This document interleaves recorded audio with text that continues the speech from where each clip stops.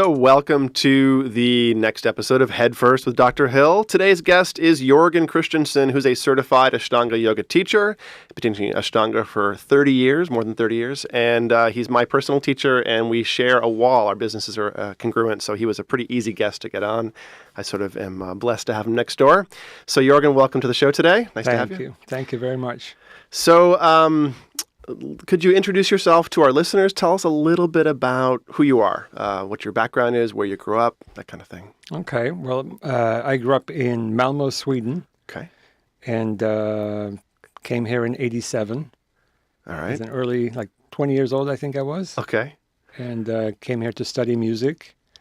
But the yoga part of my life became more sort of important and took over 2 years later, and then been teaching yoga since.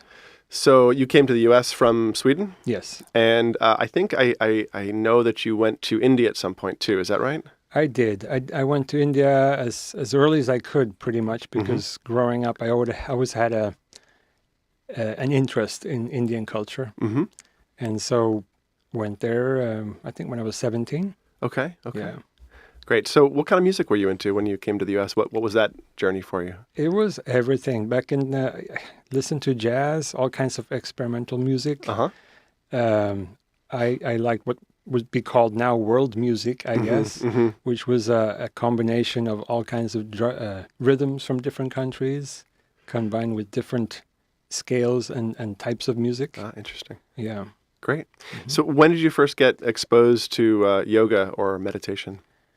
I think, I heard about yoga when I was a child, but I came across it more in my early teens. I think I was 12. Mm-hmm. And my mother went to a transcendental meditation course, and I went there also to get initiated, started meditating, and had really great success in meditation back then. I think your mind is just not as busy or filled with conditioning. Uh-huh. So when I started meditating back when I was younger, I would sit for half hour and it felt like a few minutes went by. So that was a nice, I think you get this inspiration early on, so you know what's to come. Certainly, Keep you inspired to continue. So I think it was my early teens, and it started from meditation, and I had read about yoga philosophy. So I was mostly interested in yoga from that perspective to begin with. And then later on it became the yoga poses and the pranayama, the breathing techniques. Okay. Yeah. And then when you came to the U.S. for music, and then you said yoga took a larger part. Yeah, I was struggling for a while. For about 2 years, I was in limbo because I thought my career would be in music. Okay. And I still love music. But yoga just seemed to be what was falling in place naturally all the time. So finally I gave in and said, okay.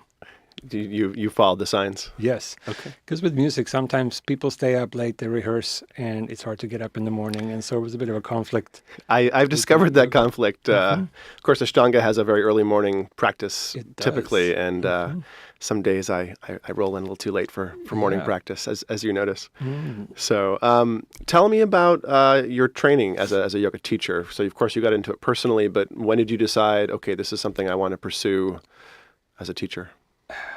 To practice or to teach? To teach, yeah. To teach, I never decided to teach. I was kind of thrust into a class once. I was helping out doing carpentry work with Chuck Miller at Yoga Works, and who was the first one to instruct me the method before I went to India, to Pattabhi Jois.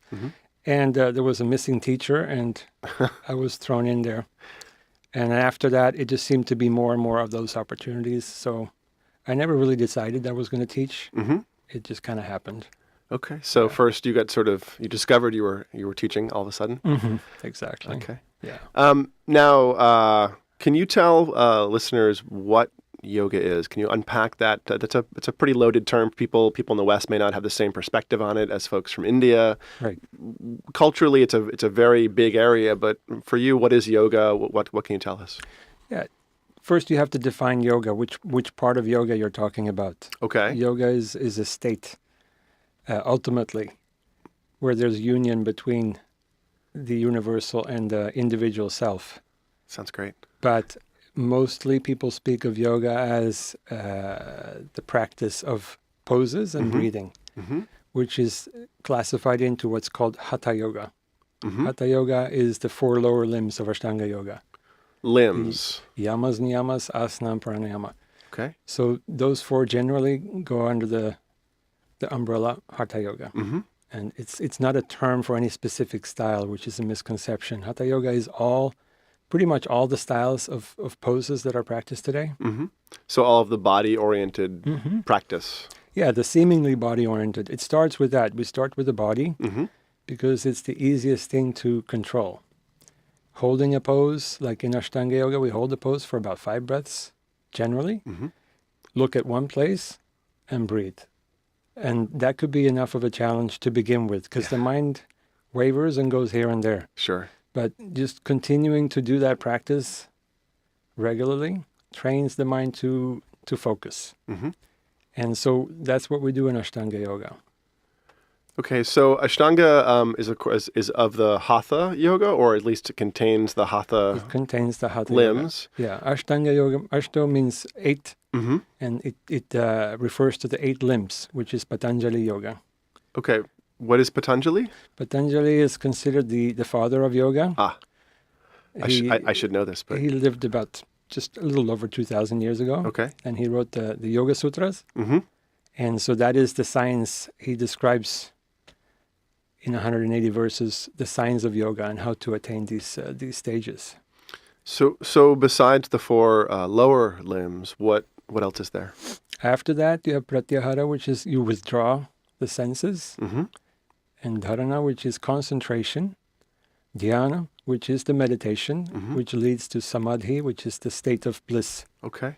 So, sometimes people say arrogantly, oh, I don't practice Hatha Yoga, I practice Raja Yoga, which is the higher 4 limbs. But it's impossible to just go straight there. Okay.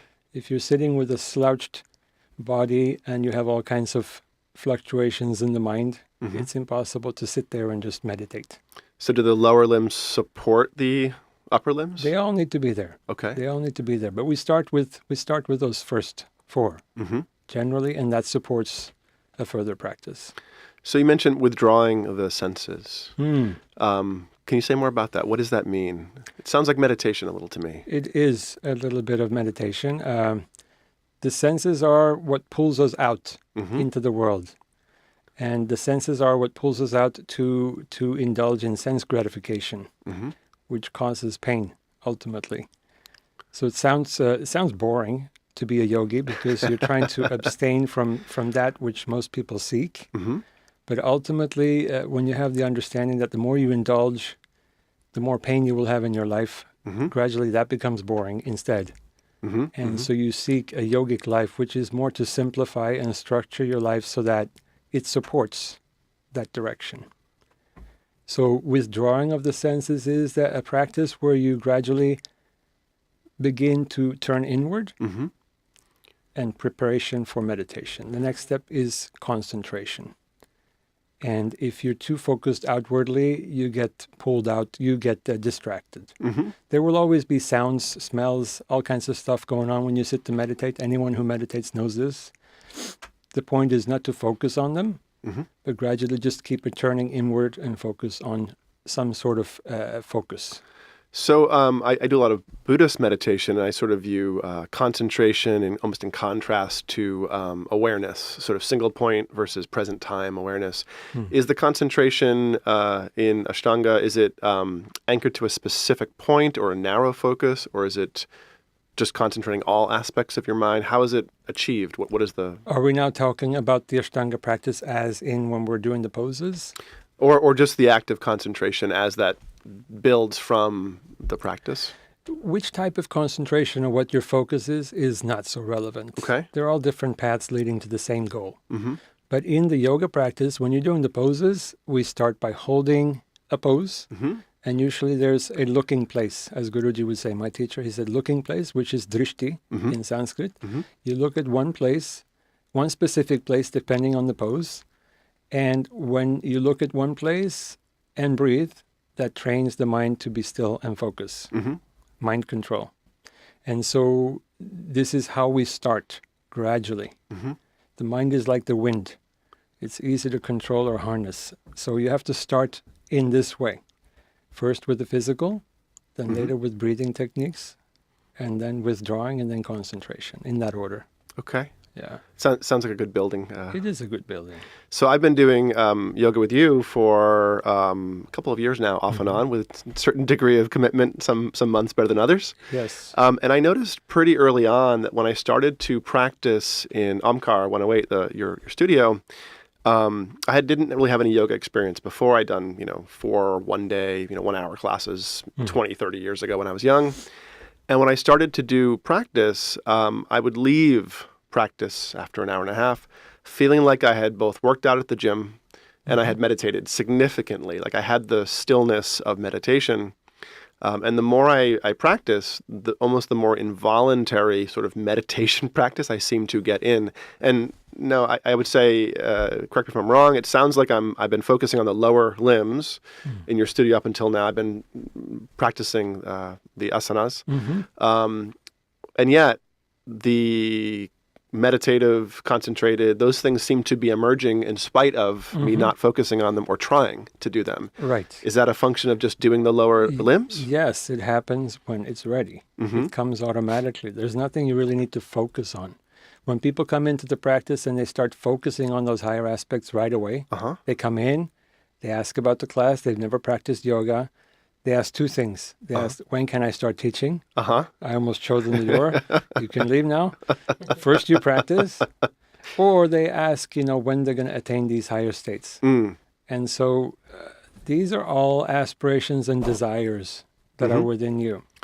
And it's coming from, when you have that desire, it's not necessarily a good thing. It's the ambition that will gradually entangle you and get you in trouble. It's better to come and just practice knowing that I'm focusing on this first now, and then when the time is ready, it'll come.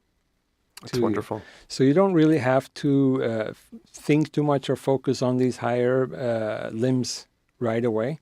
It's okay to sit quietly. That's a practice anyone can start and do. There's very simple breathing techniques that people can do after they just begin yoga practice. You begin your asana practice or your poses.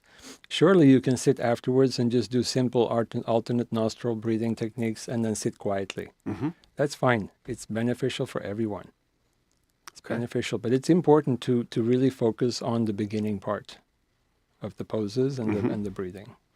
So, for folks that don't know, Ashtanga seems to have as a core piece of it what we call Mysore Style practice, which is, I always tell my brain training clients as I'm encouraging to go next door that some differences of what they may expect from other forms of yoga is that it is self-paced, where you have an opportunity to go in and practice in a guided way, a facilitated way, but you aren't rushing to follow along typically most days. You are able to drop into the rhythm of the practice at your own pace, do as much as you like, go as quickly or as slowly as it feels appropriate. For me, that was one of the biggest reasons why I've actually stuck with Ashtanga is the fact that it has this very personal process, and I've actually had to sort of master the personal nature of the commitment, of the practice, of doing it. And before I knew it, I did, when I first started working, I don't think I told you this, when I first started working with you, I had done about 6 weeks with you, and that was it. And then I went away there's this retreat I do every summer on a Sufi mountaintop in upstate New York. Oh, yeah, that is right. And I went away, and there was somebody teaching an Ashtanga-led primary, and okay, great, I'll do this, 4 or 5 days into the class. I really got a good time. At the end of it, everyone's like, "Oh my God, your yoga is so good." I was like, "Oh, really? I didn't notice. I had no idea." And it was because I was sort of forced to do it in a very, internal way without paying much attention. And also in your studio, I was very new and I sort of feel ungainly and clumsy and, unflexible. Although maybe that's the mind, not the body, I hear. Is that? It is the mind mostly, yeah.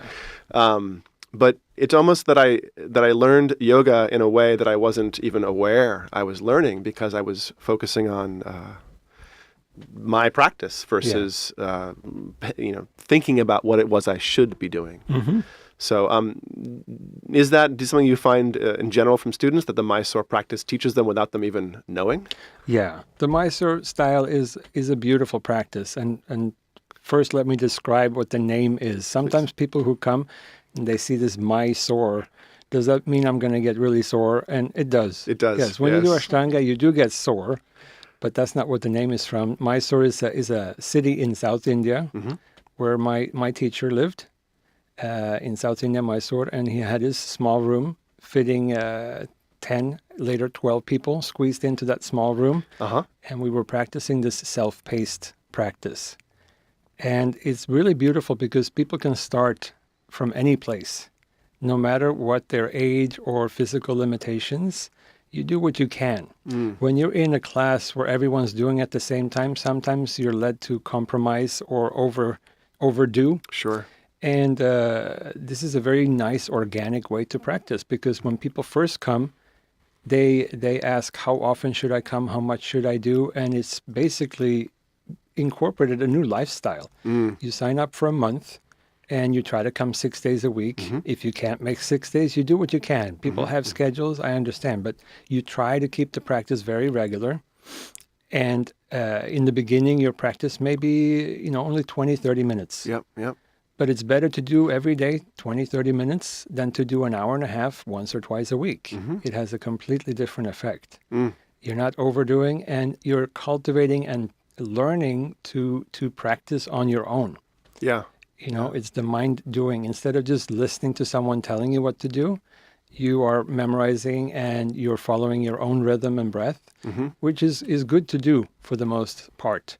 It is also important to do at least once a week a lead class to sort of check in to see what your rhythm is and if you're doing the vinyasa or the movements and breathing correctly. But the Mysore style is amazing. Yeah, when I first got involved with yoga with you, I would tell friends about, I'm doing some yoga Ashtanga. Oh, really? Oh, that's hardcore. Oh, you're gonna get hurt. Oh, that's too much. And that was not my experience. My experience was it was a very gentle place to land where I could push myself as much as I wanted or as little as I wanted. And from the outside, people that were not Ashtangis, they had this perspective that it was hardcore, physically really difficult yoga. But that's not been my experience. I assume that's the difference between Mysore practice and only doing lead classes, maybe. I think it has more to do with who's teaching it and what their attitude is. Why they're teaching is very significant. Okay. Any action we do in life is governed by our motives. What is our intention with what we do? And based on that has a different result or effect. And it affects the students too. That's why it's so important. You have a big responsibility as a teacher. What is your motive for doing what you're doing? I am just passing on the method that I was taught by my teacher. And I'm trying to create a space to facilitate in a safe place people just growing. But it should come from them inside. Yeah. But if there's too much of ego involved, if you have this idea that you want people to be afraid of you or respect you or like you or all these wrong intentions, then you may give people this feeling that Ashtanga is intense. And also, of course, there's people that are not qualified. They call themselves Ashtanga teachers, but they haven't really studied. They haven't gone to Mysore. They haven't really studied with the lineage. And they may not know exactly the method. Yeah, so when I first started working with you, I started Googling, Ashtanga places and looking for different teachers. It does not look like there's a huge number of certified Ashtangis in this country. Is that accurate? Yeah, no, I don't think there's that many. I don't know exactly the number. I think U.S. probably has the most. Europe has almost no one. Okay. And so there's it's a growing number, but it requires you to go and put in time. It's certainly not a 200-hour training. It's more like a 20-year training. Okay. All right. It's not so easy. Great. Well, it sounds like it's a worthwhile pursuit. It is, because teaching yoga, sometimes these 200 hours give new teachers the idea that they are ready after 200 hours because they get a certificate. Sure. These are not Ashtanga trainings, obviously. These are just anything else. And that is very dangerous because people believe that now they are ready and they have enough experience to teach yoga and to tell people what to do when they come with problems and injuries. And they usually are not. They don't have enough experience. So humility is a very important part as a yoga teacher. Great. So you learned from Guruji. I learned from Krishna Pattabhi Jois, my guru. Yes. And then you said 2,000 years ago, Patanjali? Yes, just over 2,000 years ago. What happened in the intervening 2,000 years? What happened? Where's the connection? Oh, I think people were already practicing yoga before Patanjali, obviously. Sure. He just sort of did a concise, in very short sutra form, verse form, the science of yoga and the steps, basically of stilling the mind. Step by step what to do to still the mind and to connect in yoga. He just wrote like a manual. Okay. And that was followed by people ever since. He's highly regarded as the father of yoga, kind of. So did Ashtanga itself emerge, many thousands of years ago, or is it sort of a framing, a reformation of Patanjali's sutras more recently? I think categorizing different schools of yoga and lineages is something we do. But I think yoga has always been there. Okay. And the unique thing about what I'm practicing is that it is following a parampara or lineage of teachers. Sometimes people just learn from watching videos or copying other people, and it does not have the same magic or grace behind it. Certainly. When you have the blessings of teachers, of a teaching that's been passed down through the ages, it has a certain energy to it, and people feel it when they come to the room. Yeah. Even if I'm not adjusting anyone at that day, just being in the room practicing, they feel the energy from Guruji, from the lineage, and so that is important. People have certainly been practicing before Patanjali and ever since. Interesting. My guru, he had his teacher Krishnamacharya, and he had his teacher Ram Mohan Brahmachari, who was living up in a cave in the Himalayas, and he studied with him for I think seven years. And learned, thousands of asanas, and so on before. So it's a connected lineage, and that I think is what makes Ashtanga Yoga unique. So you have, of course, a studio in Los Angeles in Culver City called Amkar 108, which is I can't say enough good things about it as a lovely place to practice. Thank you. What other style? I mean, you haven't had an Amkar forever. You only, 5 or 6 years? Is that right? For 6.5 years, we've had that location. I was looking for a space for about 20 years. Okay. But I was teaching out of a friend's place, mostly in Brentwood, for many, many years, at least 15 years. And just decided I wanted to find a space where I could have more events, longer hours, and create more of a community, Ashtanga community, and have more influence of the space itself. And so people say when they come, they feel the energy feels inspiring and safe and good. Yes. And that is because we're focusing on that. When people come, I don't allow anyone to have arrogance or attitude or anything. Sometimes you have people who come and they're proud of their poses, or people get upset because someone took their spot. Okay. Whatever that means. And so I try to teach everyone to get along in the room and focus on their practice. So when someone comes in as a beginner, it may look intimidating at first to see so many people. Some people have been practicing 25 years and they're doing so many advanced poses. But there's also beginners. Sure. And they are very much supported and encouraged by the senior students. I also really like, I tell people that A, there's no mirrors, and B, it's sort of a low Lululemon quotient. It's not really an LA yoga scene in the slightest, which means it's a bit more comfortable for me at least. So it is, no fluff. Yeah. It's, mirrors certainly pull the mind out. It's not a dance class, so mirrors would just distract you. Looking at yourself would just pull your mind outside. You look at the drishti or the point and you breathe. Okay. That's the focus. Drishti, so looking at the point of your nose, the point of your hand. Exactly. There's different ones for different poses. Okay. Yes. I know some of those, not many, but some. Yeah. Some. So, aside from teaching in a studio, what other kinds of teaching have you done? I think you were a traveling and one-on-one instructor for some people. You've done a lot of worldwide travel. You've been an itinerant yogi instructor. Yeah. No, I traveled quite a bit and taught a lot of privates in the past. These days, I limit it to maybe just a couple of privates. Okay. Generally, because I'd like to build Omkar and be more available there. Of course, when I do workshops and go away and have retreats. Yep. So all of them. But my guru said to have a class. He said, always have a class. So what kind of things are you doing at Omkar besides simply Ashtanga Yoga? What other things are emerging as you build the community and the activities? We're doing chanting classes. Okay. We're doing bhajans or kirtans, philosophy, all the other aspects that is yoga.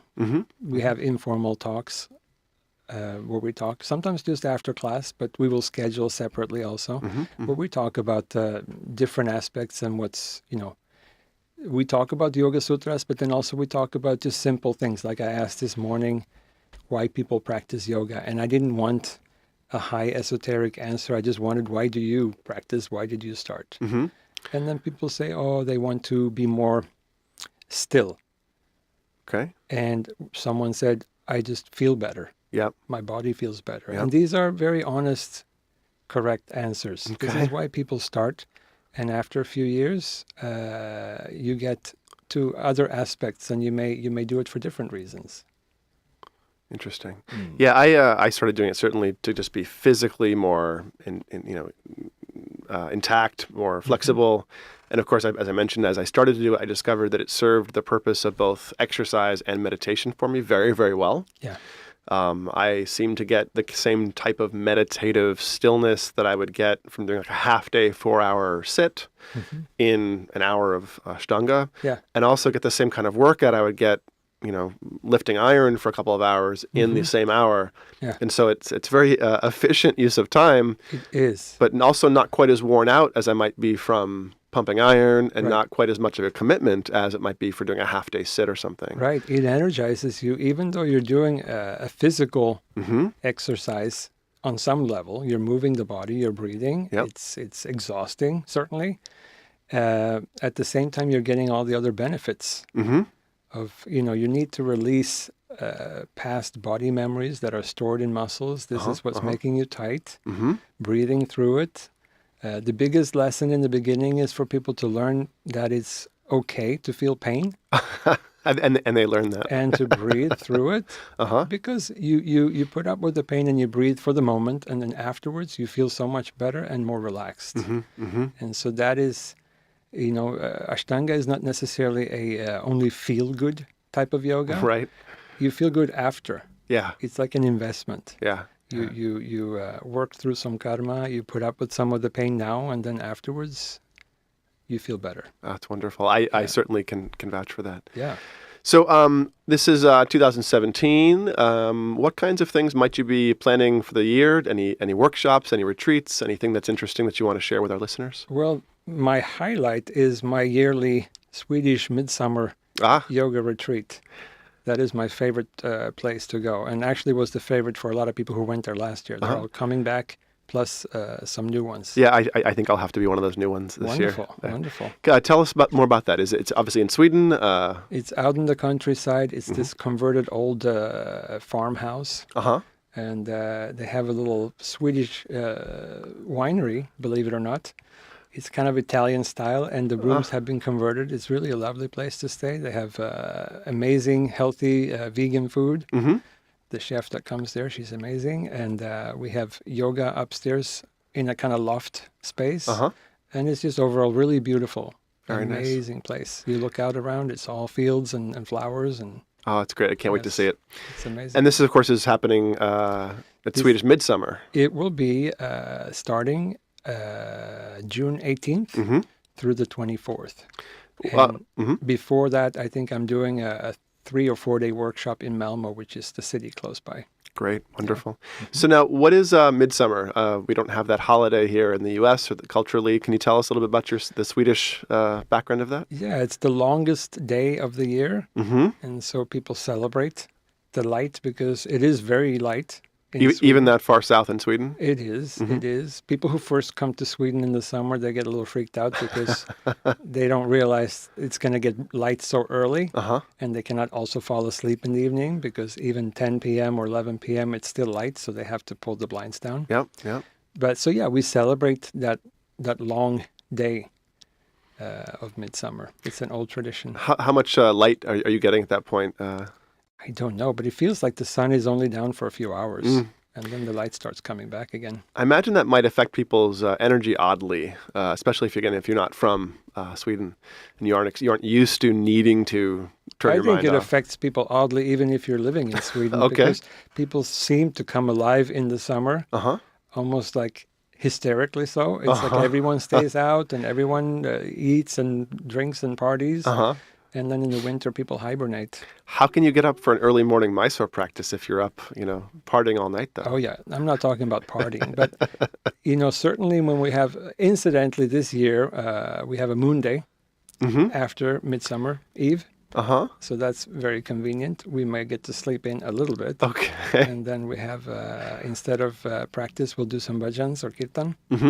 And we do a day of practice on the Sunday before the end of the retreat. But yeah, it's not like you stay up and party. It's light for very long, and so people tend to sleep a little bit less, and you don't seem to need to sleep as much. Interesting. The sun gives us energy. Yes, you know. yes, certainly, Yes. certainly. So you said this term Moon Day. Somebody who practices Ashtanga, for me, it's the day that I get to not practice and not feel guilty. But beyond that, I don't have a good sense of why we take full moon and new moon days off of the Ashtanga practice. Yeah, there are many explanations for what the moon days are. You can say. Very often people speak of the gravity pull of the moon. Being in line with the sun. Yes, and the moon, the body of the moon itself affects all bodies of water, affects the gravity, and so the ocean rises. And so since we are mostly water, people say that, it also affects our bodies. Okay. And so we take a day off that day not to misjudge. It's kind of a more extreme time. Where it's ebbing and flowing. And so you take a day off just to make sure you don't misjudge anything. I think traditionally when Guruji was teaching at under the Maharaja of Mysore, they took a day off because it was a very busy time. As a Brahmin priest, during full moon and new moon, you do extra pujas. Okay, what is that? You do ceremonies. Yeah. So you do certain ceremonies at that time and so are quite busy. And so I think a very practical reason for why we take a day off then is because they were busy doing the pujas. So that became a natural time off. But it's a nice rhythm to follow, to become aware of where the moon is in the cycle. And certainly if we practice 6 days a week, an extra day of moon day, right? Unless it falls on a Saturday, then you don't get a day off. Right. But it is a nice extra break, for sure. Yeah, I certainly, when I started doing counting and realizing, I can do 22 days a month. Oh, that's not a big deal. I can do that. Right. It sort of makes it less threatening than the idea of practicing, 30 days, 28 days a month. So yeah, anyone that starts to practice, I don't want them to feel intimidated by the idea that, I have to do this every day and it's going to be like this and that. Try not to think too far ahead. Just see the practice as something that you incorporate into your daily routine. And in the beginning, it may only be 20, 30 minutes. And once you start that, it just becomes something you want to do because it feels so much better. Yeah. It supports everything else in your life. So it's something you want to have there. Yeah, I certainly find that I crave, if I've been lazy or too busy and I've been up late at night and up on early in the morning not practicing, after a few days of that, my body starts going, you need to do sun salutations, and I sort of get pulled towards my yoga room. Yes. So it's very nice. In spite of myself, I discover I have a practice that is insistent on being met to some extent. Exactly. When you've practiced for long enough, then you want to have it in your life. And the moment you realize that the most is when you've missed a few days. Yeah. Because keeping a regular practice just keeps your mind in focus of what's important in life. After a longer practice, you start realizing this. While everyone else is pursuing sense gratification, which ultimately leads to pain, Yeah. you are, going to bed early, waking up, practicing early, and by the time you're done, most people are starting their day. Yeah. But they have discovered that what you do in the morning and how you condition the mind in the morning has an effect for the rest of the day.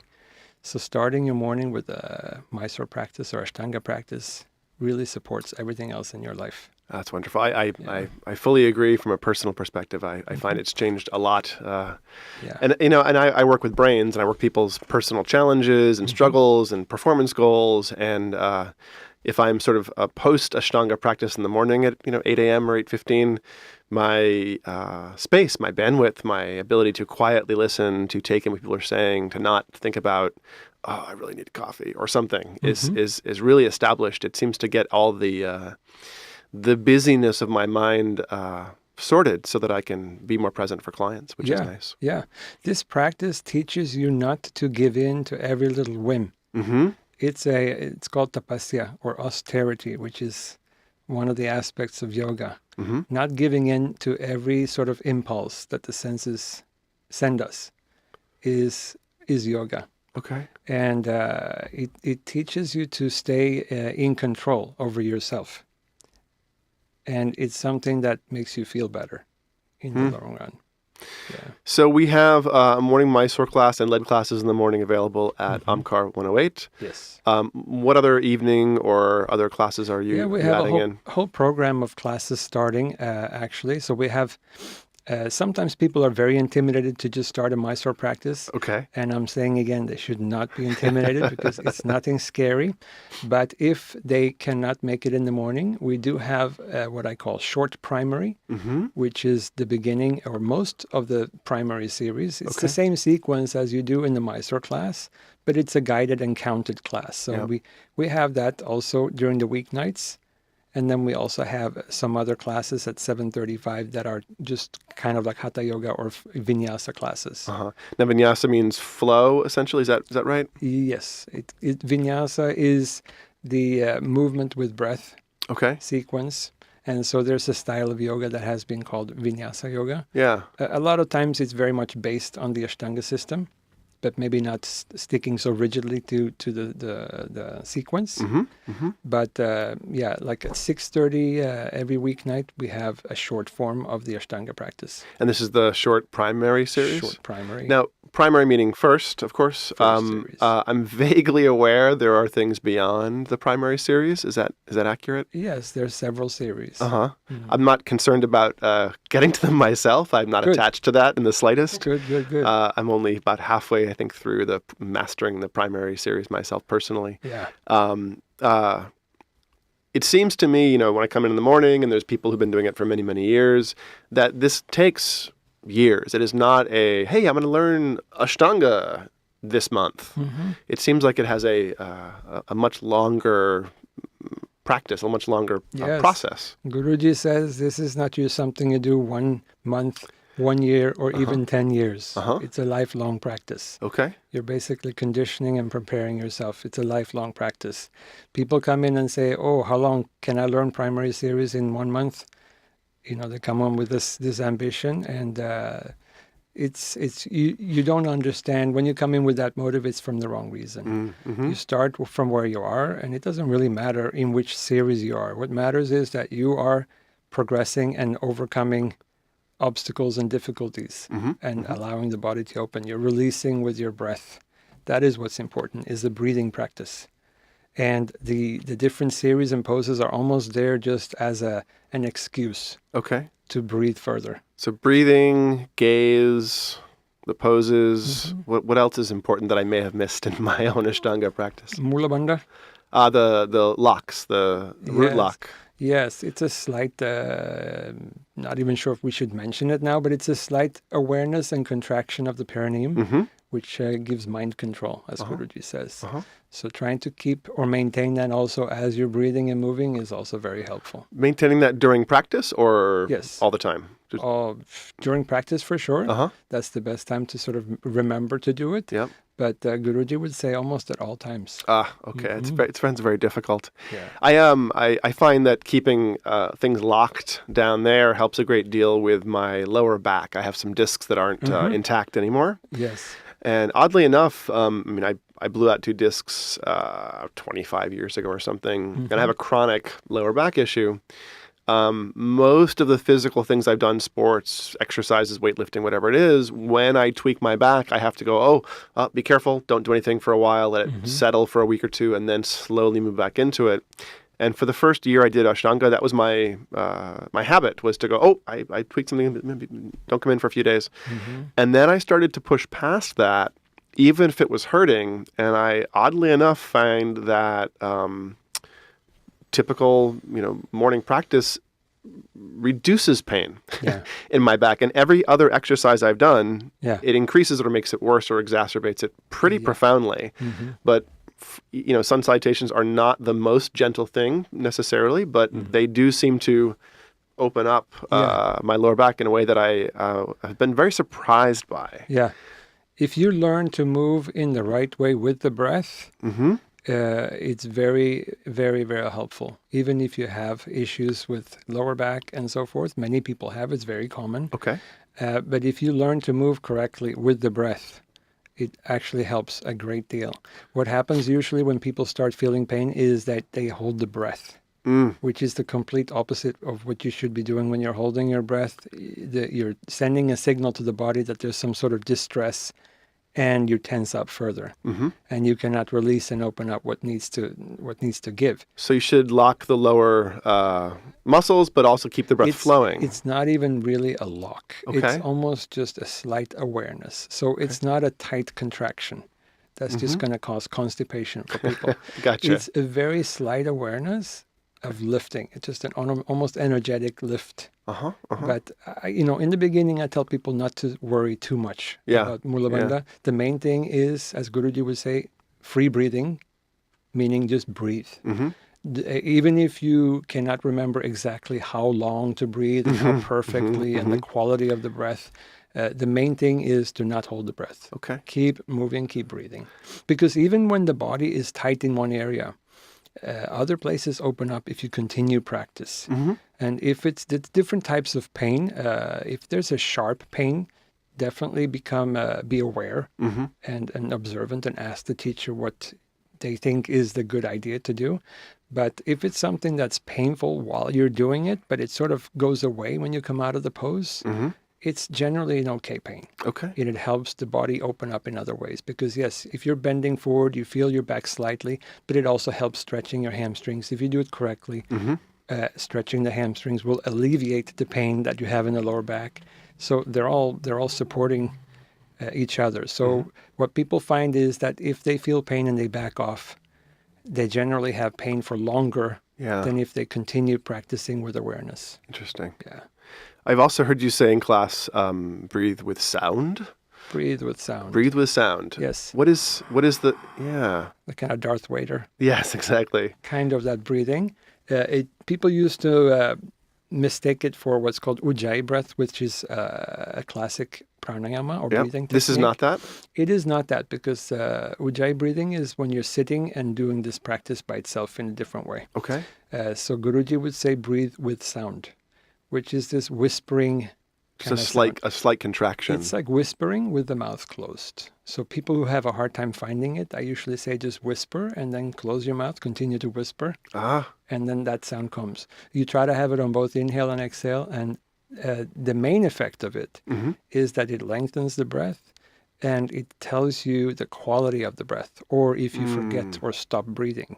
It's very noticeable. If you hear the sound and all of a sudden the sound stops, you know you stop breathing.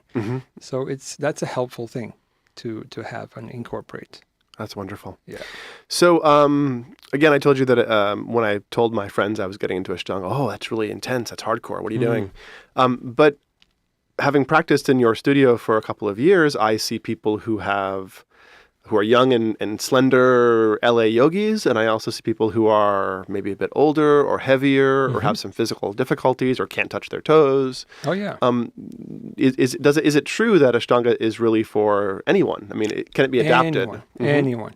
Guruji would say Ashtanga Yoga is for young men, old men, even sick men. Uh-huh. Only lazy men cannot Okay. practice Ashtanga Yoga. Okay. So Okay. all it takes is that you have the discipline to get up in the morning, get on the mat, no matter how much you do.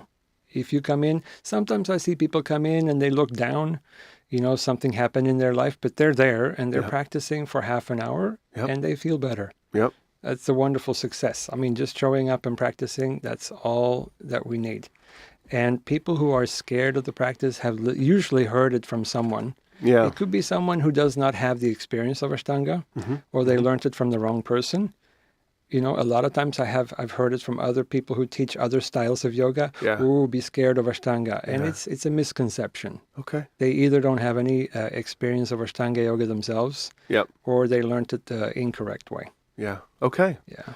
Well, that's wonderful. Thank you so much for taking the time and sharing your wisdom with us today. You're welcome. If our listeners want to find out more about you, more about Omkar 108 or Ashtanga, where can they find you?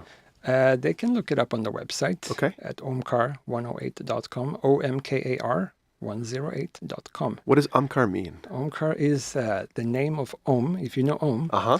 Om is the universal sound, and Omkar is kind of like, it's the name of the symbol or Om itself, not as the sound. The letter, if you will, is the Omkar. Yes, or just describing Om.